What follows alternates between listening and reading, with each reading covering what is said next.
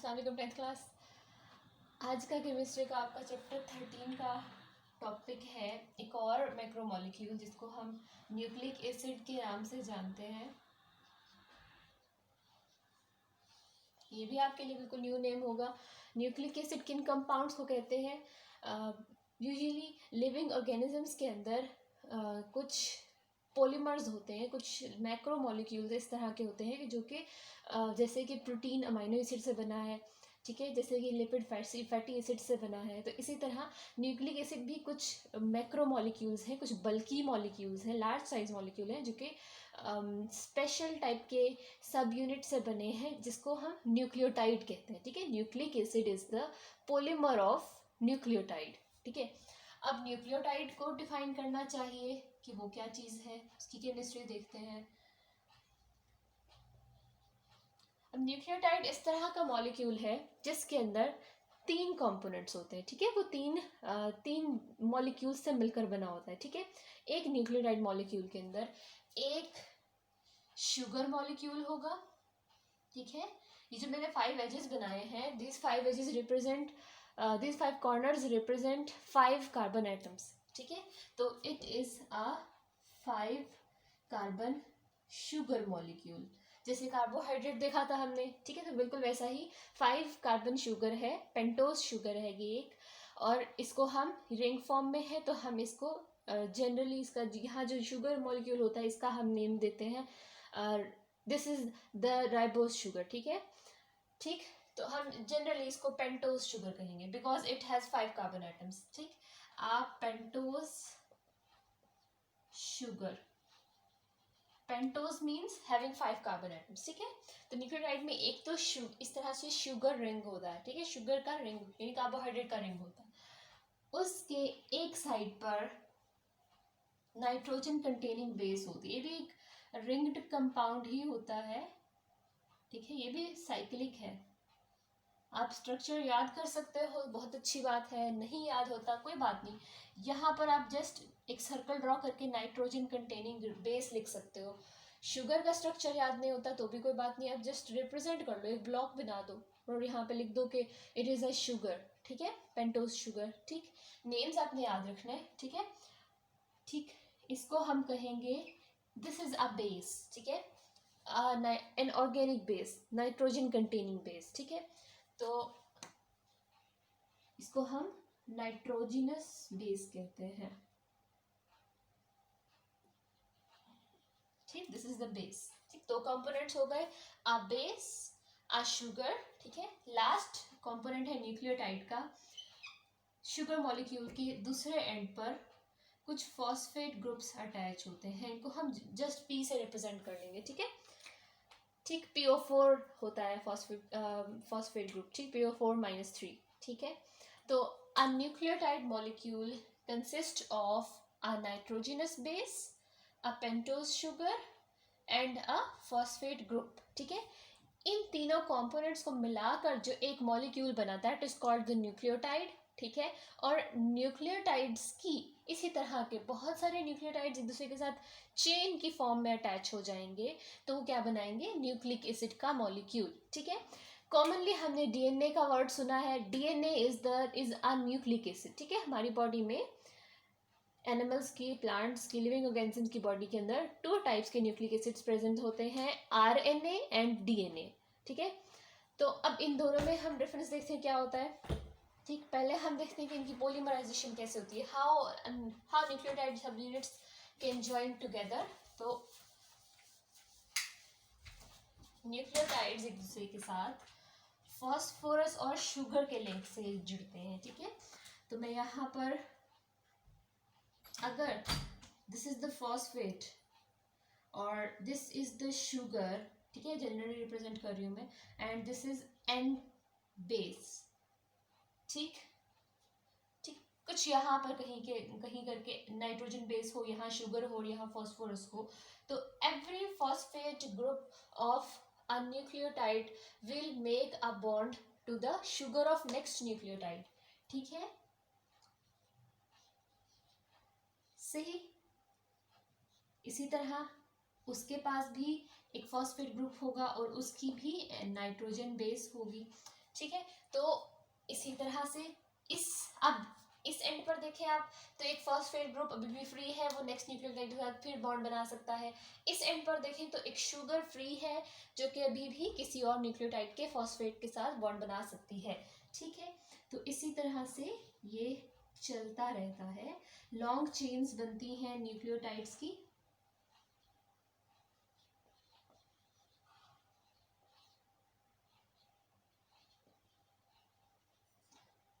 ठीक है, तो ये एक पॉलीमर बन गया। ठीक, इसमें पॉलीमर क्या होता है, जिसमें कोई एक ही स्मॉल सा यूनिट बार बार रिपीट हो रहा होता है। ठीक है, तो this is the small unit, इसको हम कहेंगे न्यूक्लियोटाइड। और ये जो मॉलिक्यूल बना by the polymerisation of nucleotides, that molecule is the nucleic acid. ठीक है,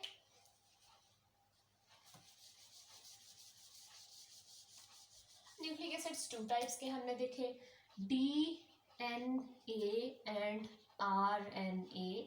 इन दोनों को हम एक दूसरे के कंपैरिजन में देखते हैं। DNA, सबसे पहले तो एब्रीविएशन देखते हैं, सॉरी इसकी फुल फॉर्म देखते हैं। DNA, D oxy ribose nucleic acid. ठीक है, RNA stands for ribose nucleic acid.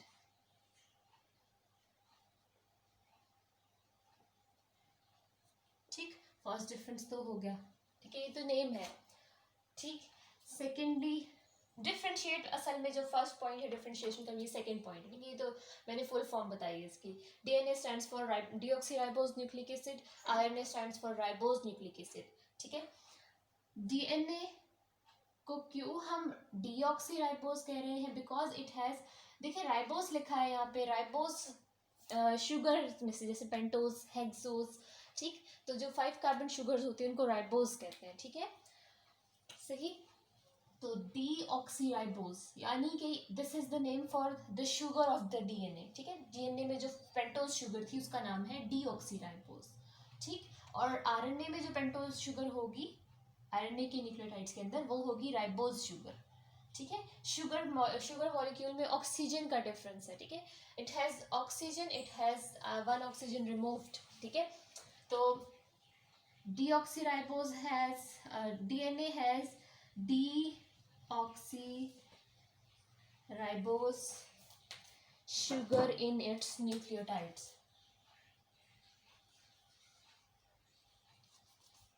ठीक है, while RNA has ribose sugar।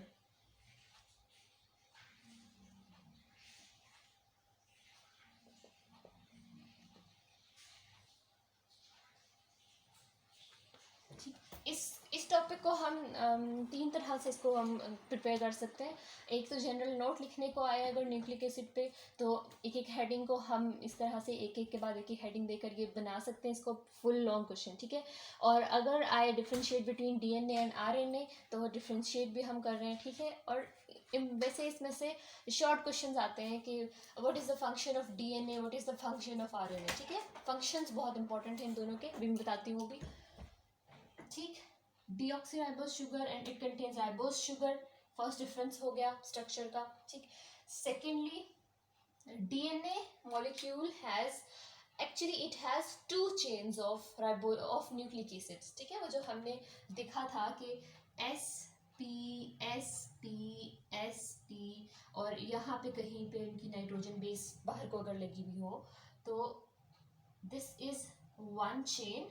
ठीक है, ये एक चेन बन गई ना न्यूक्लियोटाइड्स की। ठीक है, तो ऐसे ही 2 चेन्स अगर कंबाइन हो, PS PS PS, ठीक है, P represents the phosphate group and S represents the sugar. ठीक है, तो इसी तरह की 2 चेन्स एक दूसरे के साथ लिंक्ड हो, बॉन्डेड हो, मैं ये बॉन्डिंग शो कर रही हूँ। ठीक है, यहाँ पे अगर 2 चेन्स एक दूसरे के साथ, 2 chains of nucleic acids are combined with each other, chemically bonded with each other, तो they make a molecule that is called the DNA। ठीक है, double stranded molecule। ठीक, having 2 strands, having 2 chains of nucleic acid। ठीक, DNA contains 2 chains of this nucleic acid। ठीक है, तो it is a double stranded molecule.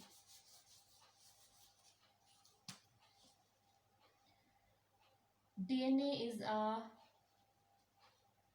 double stranded molecule, ठीक है, having two chains in one molecule, while RNA consists of only a single chain of nucleic acid.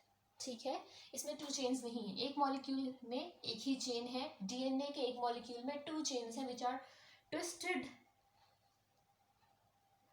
अगर ये chain A है, ठीक है, तो this is the chain B. ठीक, तो एक DNA के मॉलिक्यूल के अंदर टू चेन्स हैं. ठीक है, सही, और वो ट्विस्टेड हैं. ठीक, RNA के अंदर सिंगल चेन है या सिंगल स्ट्रैंड है. दिस चेन ऑफ DNA और RNA is called a strand. ठीक है,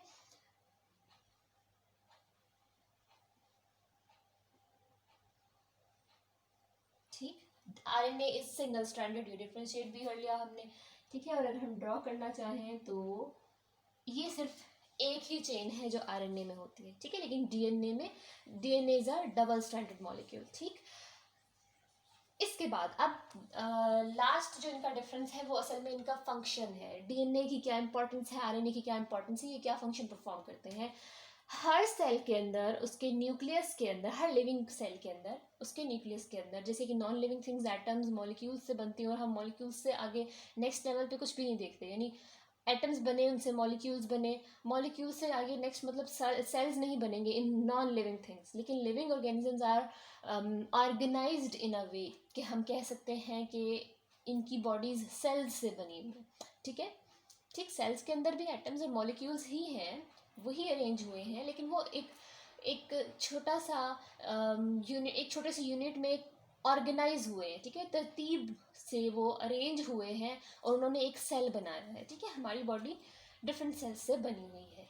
ठीक है, तो लिविंग ऑर्गेनिजम्स में सेल्स मस्ट होते हैं और हर सेल के अंदर, हर सेल के सेंटर में DNA मस्ट होता है. ठीक है, विदाउट DNA कोई सेल लिविंग नहीं हो सकता. ठीक, तो हर सेल अपनी लाइफ को मेंटेन करे, अपना फंक्शन परफॉर्म कर सके, इसके लिए इम्पॉर्टेंट है कि उसका DNA प्रेजेंट हो. ठीक, DNA जैसे हमारी बॉडी में हमारा ब्रेन होता है ना, जो हमारी बॉडी को कंट्रोल करता है, हमारे फंक्शंस को कंट्रोल करता है. ठीक है, उनको परफॉर्म कराता है. ऐसे एक सेल का जो ब्रेन है दैट इज DNA.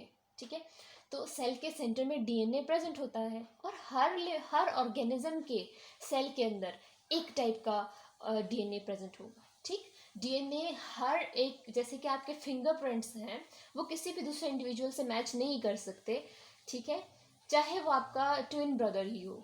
ठीक, तब भी वो आपके फिंगरप्रिंट्स उससे मैच नहीं कर सकते. तो इसी तरह किसी भी दो ऑर्गेनिजम्स का, दो इंडिविजुअल्स का DNA एक दूसरे से मैच नहीं हो सकता. हर इंसान के DNA की कॉम्पोजिशन एक दूसरे से डिफरेंट होती है. ठीक है, तो first of all DNA makes the genetic code of the life. ठीक है, जितनी भी एक ऑर्गेनिज्म की कैरेक्टरिस्टिक्स होंगी, उसके either it is a male और female, it is a plant और एन एनिमल, या फिर अगर वो प्लांट है तो क्या वो मस्टर्ड प्लांट है या वो एप्पल का ट्री है. ठीक, ये सारी इन्फॉर्मेशन उसके DNA में लिखी होती है. ठीक है, हमने देखा है कि जब एक ऑर्गेनिज्म क्रिएट होता है, जब एक छोटा सा प्लांट जनरेट होता है, वो कहाँ से जनरेट होता है, पहले उसका फर्स्ट सेल जनरेट होता है. जब फर्स्ट सेल जनरेट होता है, उस फर्स्ट सेल के DNA के अंदर उसकी सारी जेनेटिक इन्फॉर्मेशन पहले से रिटन होती है. ठीक है, DNA contains all the genetic information of a cell और ऑफ एन इंडिविजुअल, क्योंकि एक इंडिविजुअल के हर सेल का DNA सेम होगा. ठीक है, तो DNA कंटेन्स जीन्स और हेरिडिटरी मटेरियल. ठीक है, जीन्स कर लेते हैं यहाँ तक. DNA कंटेन्स जीन्स और इसी को हम जेनेटिक कोड ऑफ लाइफ कहते हैं. क्यों? क्योंकि लिविंग ऑर्गेनिज्म की बॉडी को मेंटेन करना है तो वो उसके सेल्स पे डिपेंड करता है. सेल्स को फंक्शन परफॉर्म करना है, अपने आप को मेंटेन करना है, वो उनके DNA पे डिपेंड करता है. ठीक है, तो DNA contains all the information of an individual including his I colour, including his gender, ठीक है, हेयर कलर, हाइट, ठीक, ये सब चीज़ें उसके डीएनए में मेंशन होती हैं कि this individual has blue eyes, ठीक है, ये सब चीज़ें उसमें मेंशन होती हैं। तो DNA contains genes and that is why DNA is called the genetic code of life. Why genetic code of life? Code क्यों? क्योंकि डीएनए के अंदर न्यूक्लियोटाइड्स की अरेंजमेंट बताती है। जैसे एक न्यूक्लियोटाइड है A type, second nucleotide is B type, third nucleotide is again A type, ठीक है। तो इस तरह से डीएनए में एक इंडिविजुअल के डीएनए में वो जो अरेंजमेंट ऑफ न्यूक्लियोटाइड्स है ना, वो एक कोड जनरेट करती है, ठीक है। वो असल में कोड की फॉर्म में है। उस कोड को सेल ट्रांसलेट करता है, रीड करता है कि मेरे लिए क्या ऑर्डर लिखा है डीएनए में, ठीक है। डीएनए में जो भी कोड मेंशन होगा उसके अकॉर्डिंग एक सेल प्रोटीन्स जनरेट करेगा, ठीक है। और फिर उन्हीं प्रोटीन्स पे सारे फंक्शंस उन्हीं प्रोटीन्स के जरिए परफॉर्म किए जाएंगे, ठीक। तो DNA is the genetic code of life, ठीक है। अब डीएनए तो हमने देख लिया, it is genetic code of life, लेकिन आरएनए का क्या काम है? डीएनए से एक रेप्लिका बनता है, एक कॉपी बनती है। डीएनए के एक छोटे से पोर्शन की एक कॉपी अगर जनरेट कर ली जाए तो that copy is called RNA, ठीक है। आरएनए हमेशा डीएनए की कॉपी ही होता है, ठीक है। ये डीएनए से ही मैच करके, लाइक अगर सपोज ये एक डीएनए का स्ट्रैंड है तो इतना सा पोर्शन अगर सेल ने डी कोड किया, ठीक है, डीएनए इज अ कोड, तो इतना सा पोर्शन अगर सेल डी कोड करना चाहता है तो सेल क्या करेगा? सेल कुछ न्यूक्लियोटाइड्स अरेंज करेगा जो कि बिल्कुल इस ही चेन के इतने ही पोर्शन जैसी कॉपी जनरेट करेंगे, ठीक है। इस पोर्शन की कॉपी जनरेट हो गई, that copy is RNA molecule, ठीक है, सही। तो आरएनए इज, अब ये तो हमने देख लिया, RNA is the copy of DNA.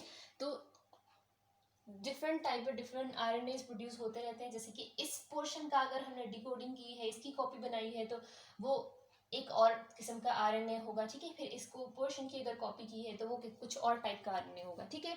तो आरएनए का क्या काम है? क्यों डीएनए की कॉपी बनाई जाए?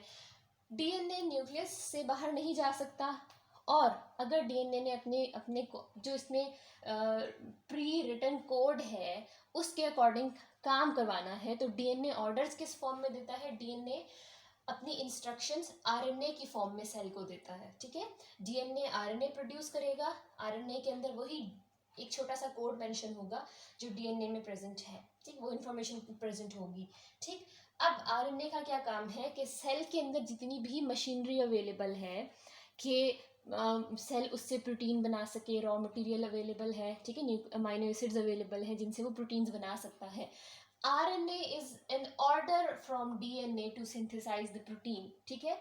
डीएनए एक आरएनए प्रोड्यूस करेगा, that RNA will make proteins in the cell, ठीक है। आरएनए क्या करेगा? प्रोटीन्स सिंथेसाइज करेगा, ठीक। तो क्या हम ये चीज कह सकते हैं कि RNA is a messenger from DNA to cell? बिल्कुल यही बात है। तो ये क्वेश्चन भी पेपर में आता है कि explain that RNA is a messenger, ठीक है। तो इसमें आपने यही बात बतानी है कि RNA is actually a copy of DNA, short length of the DNA.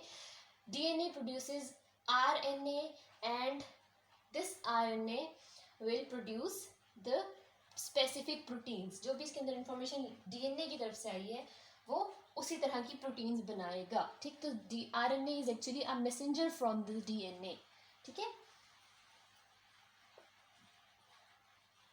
जो इसका मैसेज, इसका ऑर्डर कैरी कर रहा है और उसी तरह की प्रोटीन जनरेट कराता है,